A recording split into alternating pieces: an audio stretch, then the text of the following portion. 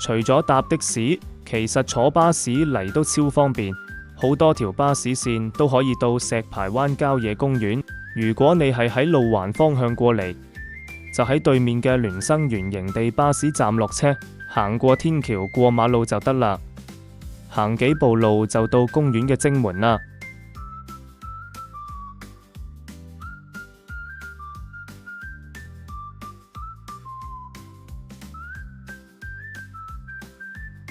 門口就有一個成個公園嘅全景圖，其實都有好多地方值得去睇嘅。我哋第一站當然係要衝去最核心嘅景點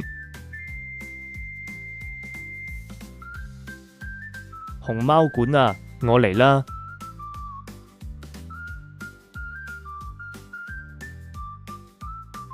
我估計呢度應該係全世界唯一一個免費可以睇到大熊貓嘅地方，而且人又唔多，睇幾耐都冇人理你，輕輕鬆鬆就可以影到珍貴嘅熊貓啦。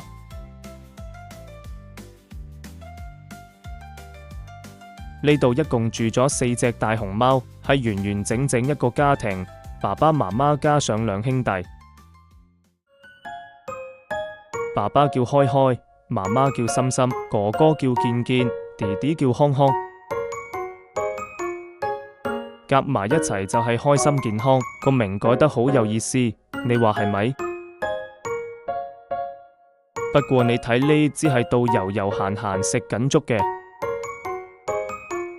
究竟係爸爸、媽媽定係嗰2個仔呢？分唔清都唔緊要啦。其實每一隻都係咁得意嘅。講真嘅，呢度離熊貓真係超近，比我之前去成都大熊貓繁育基地嚟得都仲近，就隔一層玻璃。運氣好嘅話，有機會可以同熊貓面貼面影相打卡啊！原來熊貓食粥同我哋食蔗係一模一樣嘅，都係先將外皮撕出嚟，再食裏面嫩嘅部分。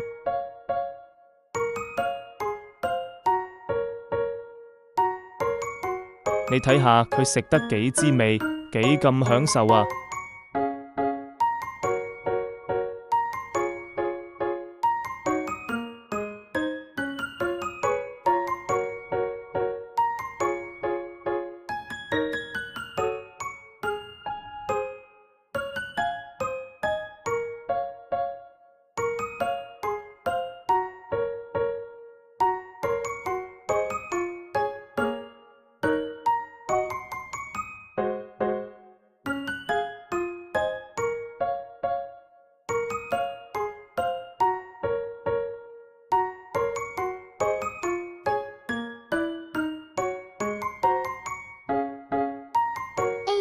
这根吃完了，快去再拿另外一根呀！这堆只有叶子，不好吃的啦。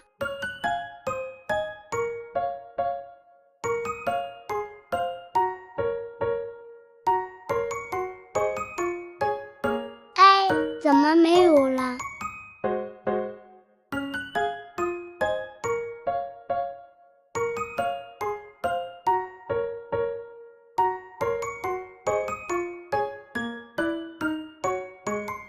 另一隻熊貓就特別鍾意散步兜圈，行個唔停。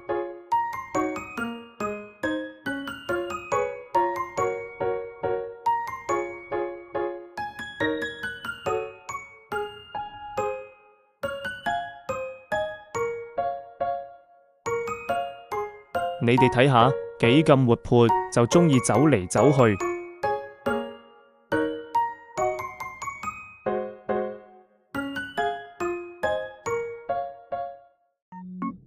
行攰咗就一屁股坐喺水池度冥想。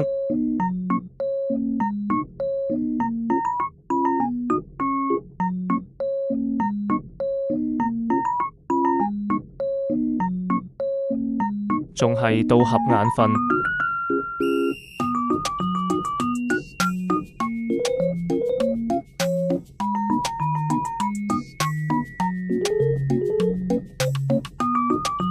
突然醒起，仲未沖涼啊！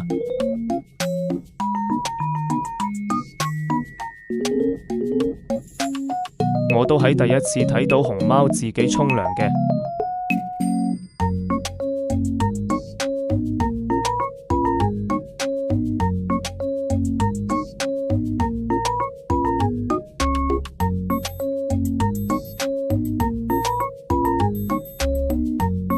沖完啦，又縮起嚟眯埋眼瞓覺。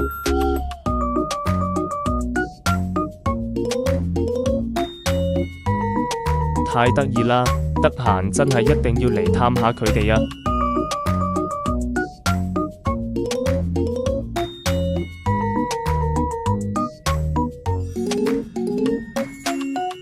唔好嘈啊，俾佢哋瞓多一陣，佢應該真係好攰。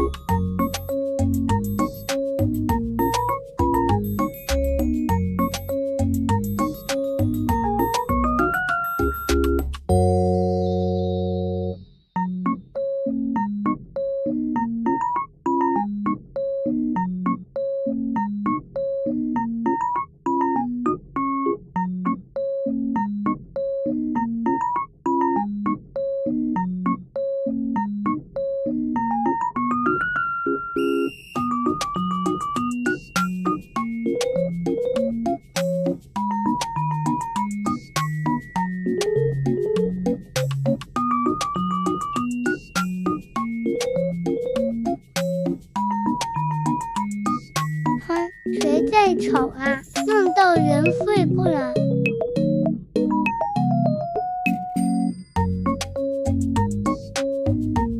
其實呢度嘅綠化都做得相當好。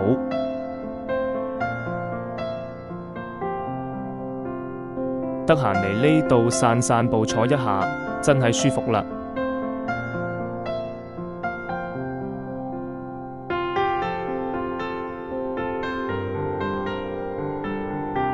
嚟澳門玩嘅話，呢度真係一個唔錯嘅小眾選擇。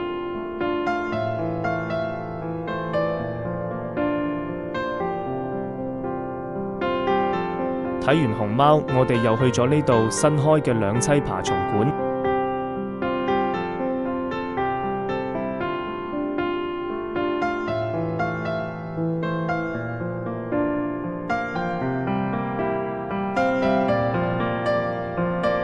入口呢個裝置設計得特別有意思，展示咗蛇啊、蜥蜴嘅骨骼。撳一下屏幕，對應嘅動物身體就會顯示出嚟，幾好玩㗎。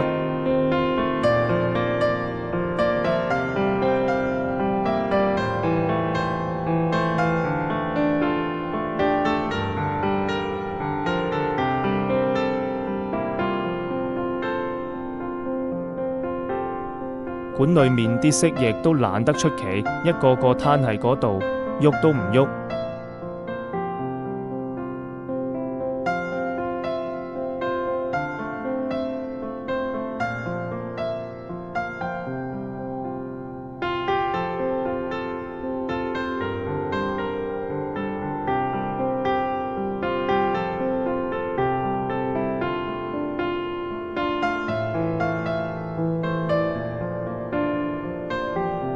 呢隻又係邊度呢？老實講，我當時都揾唔到，哈哈。再向前行就係都係新開嘅鳥類區。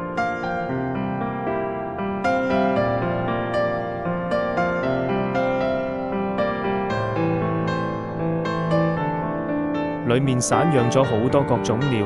有一堆紅色嘅，好似叫紅冠，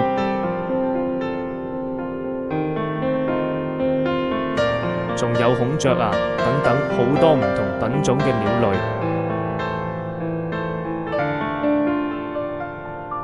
成個公園中央區活住嘅就係猿猴類嘅小家伙，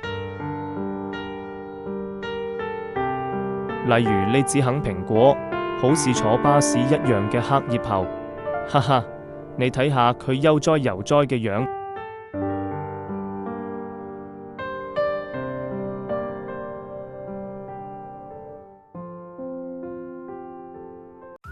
呢隻小熊貓就更懶啦，直接攤喺嗰度屈都懶得喐。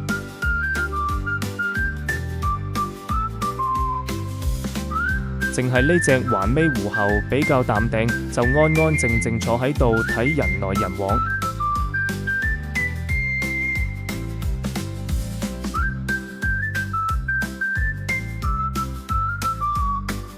其他嘅動物就等你哋嚟嘅時候慢慢發掘啦。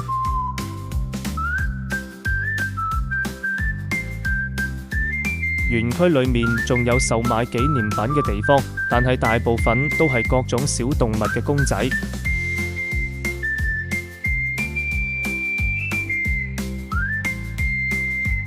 我覺得最有意思嘅就係呢個可以自己動手做公仔嘅部分。完成後就用呢部機灌棉花入公仔度，超有紀念意義。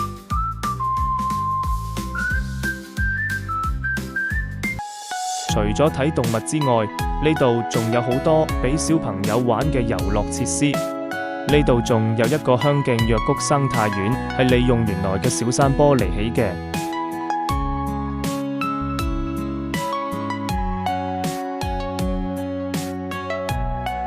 呢度起得好齊整漂亮㗎，指引亦好清晰。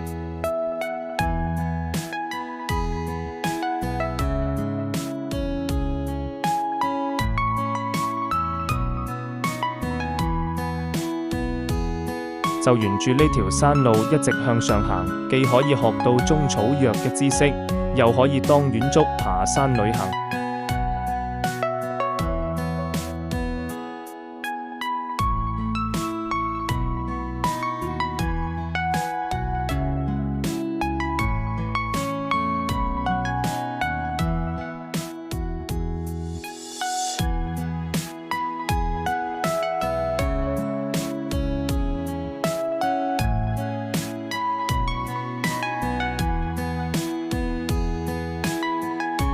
呢個藥谷嘅範圍其實都唔算細㗎。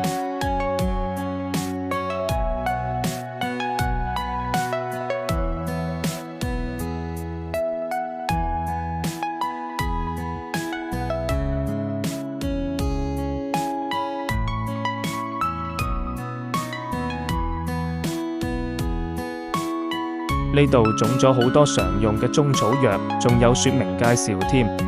畢竟澳門地方唔大，每種植物就種咗一棵俾大家參觀，都幾有意思嘅。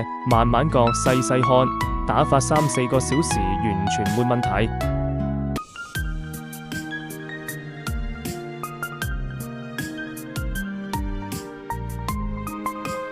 熊貓館後面嘅小山坡下面仲飼養咗鴕鳥。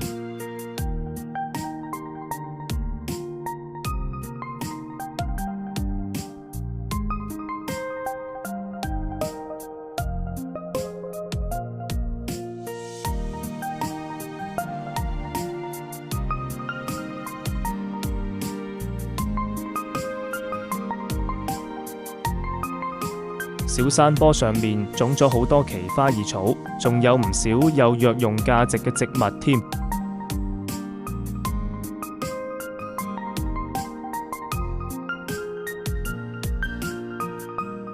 咁興趣嘅朋友可以過嚟行下，可以學到好多知識㗎。千祈唔好睇小呢度地方唔大，但係動植物都有㗎。而且小山坡整得特別漂亮，隨便行下都感到特別舒服愜意。沿住呢度向上行，就可以俯瞰成個路環嘅風景。翻過呢個山坡，就可以到達著名嘅黑沙海灘，沿途風景仲相當唔錯㗎。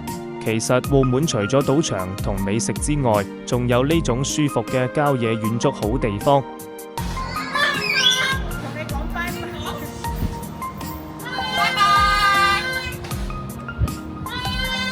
最後，我哋行到鸚鵡館嘅時候，佢哋好似唔係好歡迎我哋咁，居然不停喺度講拜拜啊！